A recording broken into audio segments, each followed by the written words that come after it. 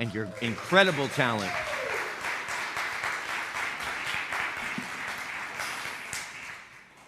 One of the greatest joys of being a part of this community, Unity on the Bay, over the years has been the ability to affiliate with so many amazing hearts and minds. And when I say that, I'm speaking to every one of you. Each of you, from my perspective, is a leader in your own right. And whether or not you include that title for yourself, a leader, I propose to you this morning that by virtue of the life you are living, you are leading. Every one of us on this planet is establishing an example by how we respond and how we react to life, to one another. And I do not know of a finer gathering of individuals on the face of this planet when it comes to being open-minded, receptive, trusting, and able to live the life that exemplifies what we teach in this place than all of you, this spiritual community of Unity on the Bay. Now, this makes it a very challenging opportunity when it comes to trying to lead within an organization such as Unity on the Bay. Because what we're dealing with here is a powerful spiritual vortex that is the sum total of everybody's contribution that has, or in the past, or is now, or ever will be, a part of this dynamic relationship that we hold in community. This morning, it is such a great honor for me to welcome to the platform and share with two individuals who for many years now, but most specifically for the past 10 years, have been strong leaders in your community. I have seen these two gentlemen time and time again face trial and tragedy and all manner of circumstances with faith and with confidence and with a commitment and a devotion to this community that has been an example, an inspiration to me personally. So I want to invite all of you to join me in welcoming to the platform what we believe may be the longest standing president and vice president of your board of trustees, Eddie Dominguez and John Irvin. Come on up, my friends.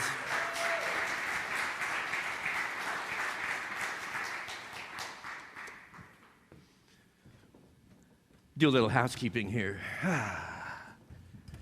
So, my beloved friends, we've had quite a journey over the past 10 years.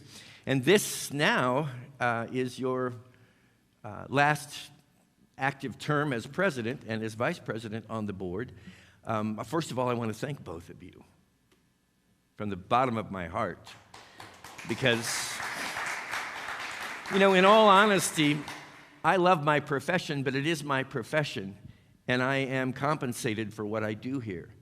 You're compensated, but in very different ways. You do all that you do for Unity on the Bay, and you have done it on top of full-time employment, living your life, and yet year after year, you've been with us through really some of the most challenging and also opportunity-filled years of this ministry. And I wanted to have this opportunity this morning to invite the two of you to answer a few questions. Uh-oh. So let's start with, and this is just a casual conversation. I mean, these two fellows are my brothers. You're my brothers, to be sure, in spirit. So how have the last 9 years impacted your life as leaders? How have they impacted your life in terms of your spiritual growth and how you move through your days? I know it's had a profound effect on both of you. I told Chris and Eddie at the beginning of this that I'm going to treat this as a board meeting, because if I don't, I'm going to lose it. So here we are. 2 words, emotional maturity, come to mind. Huge emotional maturity. It's you have to be here now in order to deal with the things that we've dealt with, because at the board level, you know everything. Everything that's going on, and you have to, because we are the people who make it happen, the governance, so to speak, of Unity on the Bay, the people that motivate, that when we wanted to sell the property, we had to go to the membership and talk to them and inform them. We're talking about doing bylaws and all of that stuff. So emotional maturity, and when you go do a spiritual journey, if you're not emotionally mature, it'll tear you up. And I don't know, I can speak for you too, because I've seen your growth as well go through this, is that emotional maturity. How many spiritual people have we met who are not emotional mature? You know, they're kooky. And the pandemic came up, and I was like, wow, I thought this person was spiritual, but they're talking about, you know, chips in the vaccines and on and on and on. So I am so grateful for the emotional maturity muscle that it gained. Eddie? So it definitely does that. And unfortunately, we don't have like 10 hours for this conversation, because I will tell you that I think you said it jokingly last Sunday, no place will bend, staple you, cut you, do all those things to you quite so lovingly as Unity on the Bay. But I've learned a thing or two about love and loyalty from this man right here. Don't do that. I will tell. And I want to start by publicly thanking John, because there's probably no harder job in this world than being the vice to my president. And for 9 years, he has had my back. So a big thank you to you. Thank you for that. Love you. So, like I said, we don't have all day, but I'll hit a few points.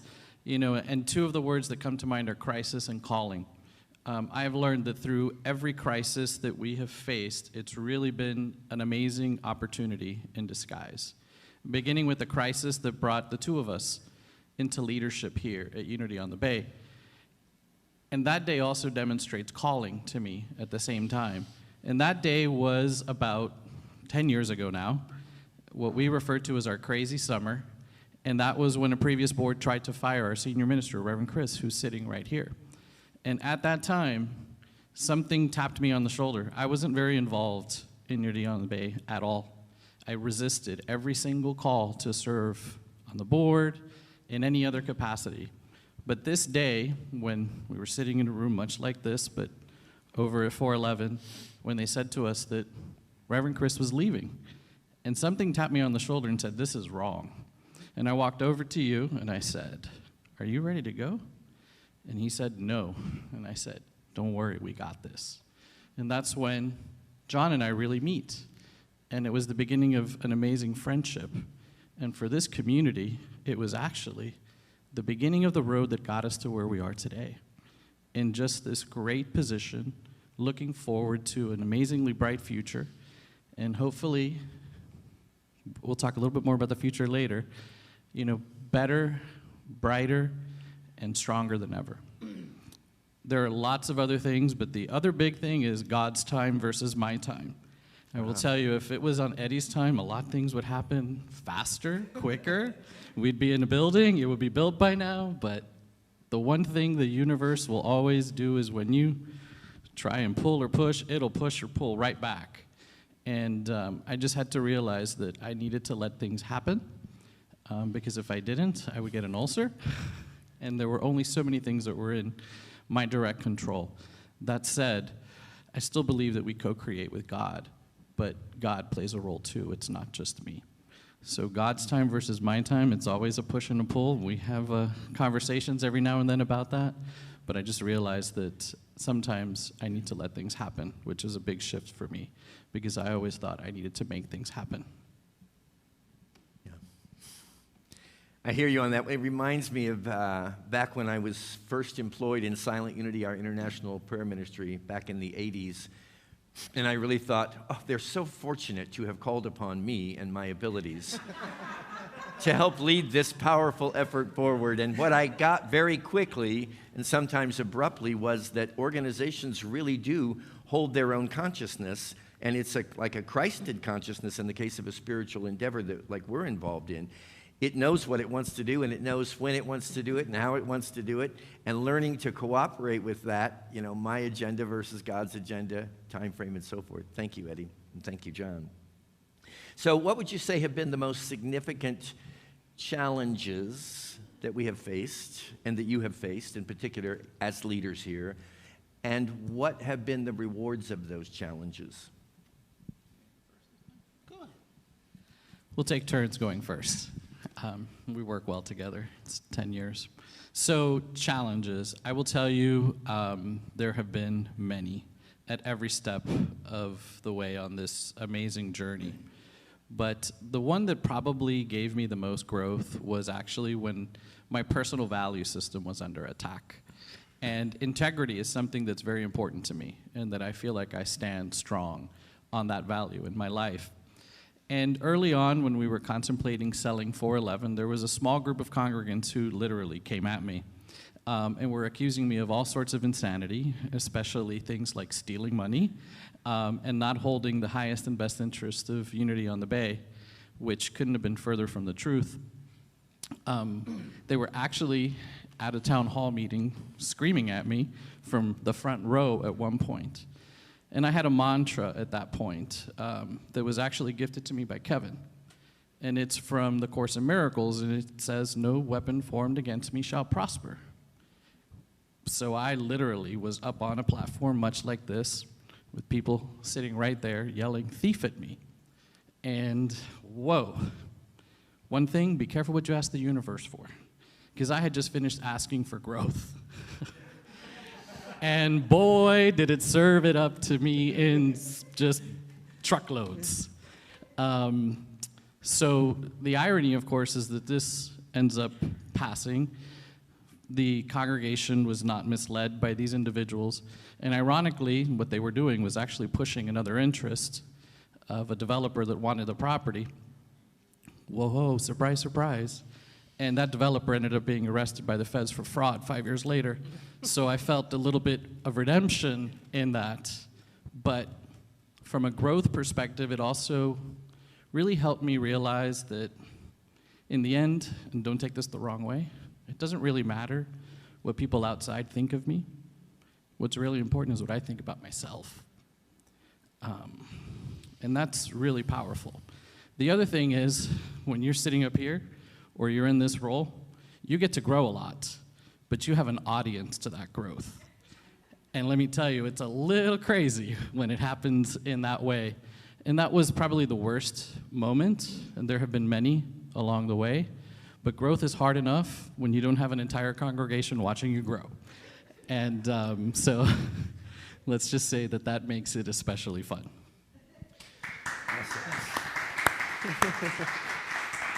And I think what you're saying, Eddie, about your own estimation of yourself versus others, I do think that's one of the key rewards of being a leader. Not the easiest one to master, but so important for all of us to find the courage to stand in the face of opposition or disagreement or condemnation or whatever and say, I'm being true to my own soul here. Mr. Irvin? What came to me was hurt people hurt people. And when you stand up here and someone, attacks you, or in a meeting, you have to tell yourself that, hurt people hurt people. And so that was a huge growth for me, and that's the biggest challenge is when you are dealing with congregants, members that you've known for years, and they are hurting because they don't understand the bigger picture, or they were selling the property, where so-and-so is leaving, so-and-so had to be let go. These were the hardest things of having to deal with the personal hurt of individuals. But because of the emotional maturity that I was talking about before, I was there for them. And, and that was the hardest. But I want to talk about the reward, because I want to make this known, is that I got to work with the best people. I mean, Eddie, this is a board meeting. Right now, stop it. I got to meet Laura Fazine, Mary McHenry, on and on. I know I'm going to miss people, but Achilles and Kareen and Rachel, that's her name? Leslie.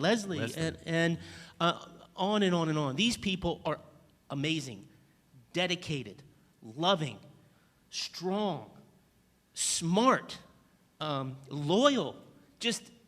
It's not a friendship, it's a brotherhood. a sisterhood. We love each other, you know, because we've been through it. So if you are ever asked by a board member or a reverend to be on the board, it's a big deal. It means that you have shown leadership. It means that you have the emotional maturity or the prospect of having more emotional maturity. So the rewards are huge. It's that love, you can't get it. And you're at the top level of an organization. And when you see that love and dedication and us meeting at least once a month from 7 p.m. to 10, 11 o'clock at night, trying to make this work, make this happen, it's a huge reward. A huge reward. I love you both very much. And the board, too. Current and past. Thank you.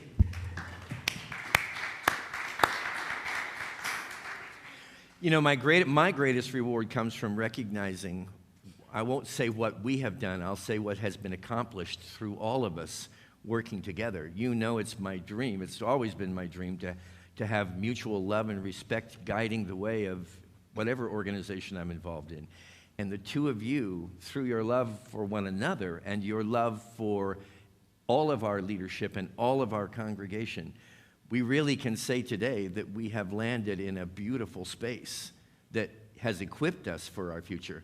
Because as I hear the recollections, I realize we have been through a lot. But all of it has really paved the way for what we now can be. So forever indebted to both of you and to our board and all of those who have served in leadership here at Unity on the Bay. Last question is, what are your thoughts about the future and where we are going here? Because there's a lot in store. I know he's got a lot to say about this, so I'll try to be as brief as possible. I look at where we are as a miracle, because what we have done is we've gotten the funding, we have gotten the blueprint, which is the strategic plan. Now we just need the property, and we're going to start digging. But the one thing that we have done is we've put the infrastructure in place. We're talking about the bylaws as well. And so this kind of things that need to be done that nobody sees is the foundation for an amazing, prosperous, spiritual community. I was talking to Leslie last Sunday, and she was on the board for a couple of years, and she was like, when I got on the board, I was like, all this stuff is going on and nobody knows anything about it, you know? And so I feel that we have, as a board, created the foundation, the blueprint, and the funding to make this an amazing, amazing spiritual community that the world around will recognize it. And that's how big I dream. Thank you. I just realized we can kind of call this OG Day at Unity on the Bay. Old guy. Or original gangster, depends how you want to call it. Okay, original gangster. Because it's you, me, Laura, Mary, and this guy right here.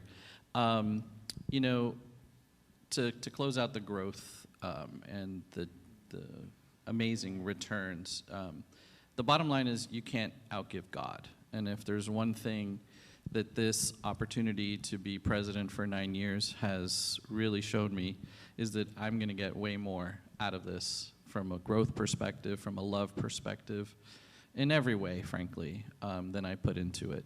So when I look back at the countless hours over close to 10 years when I finally stepped down, I realized that for as much as people think that's a lot, I have gotten so much more from Unity on the Bay than I can ever give it. So in terms of the future, one, I think, needs to first appreciate where we are today.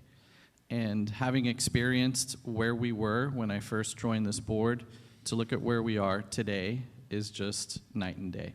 From the harmony, the love, and the trust among leadership, among the core of the community, those meaning the most engaged people who volunteer day in and day out, who are top contributors, to the entire congregation. The sense of love and respect and harmony that exists here today is what we build everything upon. moving forward. And it's kind of funny because last week when we announced Reverend Chris's retirement, during the meditation, that butterfly was coming to me, and it happened to me again today. So I'm not quite sure what's going on with me and that butterfly, and I'm beginning to think Jason is playing tricks on me with the reel, because it's kind of surreal that I keep seeing that butterfly when I open my eyes during meditation.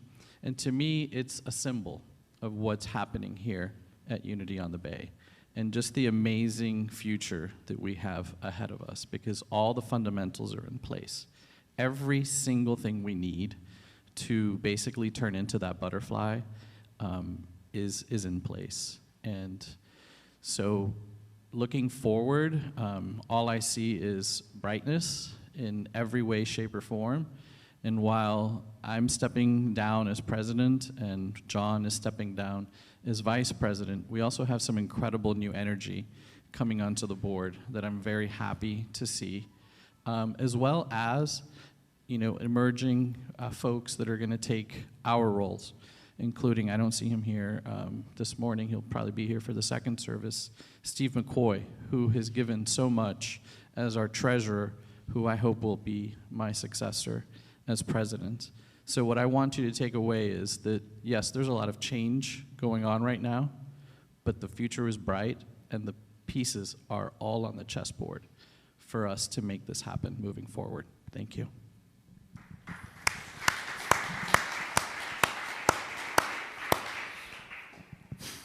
So I wrap this up just by, again, thanking both of you from the bottom of my heart. It's been an incredible journey. And in many ways, as we were just saying earlier, it's only just beginning. Thank you for everything that you've poured into this collective consciousness we call Unity on the Bay. And thank you for continuing to pour that in. My friends, a lot of people, when they serve at this very high level of representing the organization as trustees, it impacts them not nearly as favorably as it has the two of these fellows. And I know many others who have stood in leadership in our organization. We are extremely fortunate to have each of you, not only now, but moving forward into the future. And I know everyone here, from the bottom of their hearts as well, is saying thank you for a job well done and for a future full of promise. God bless you. God bless you.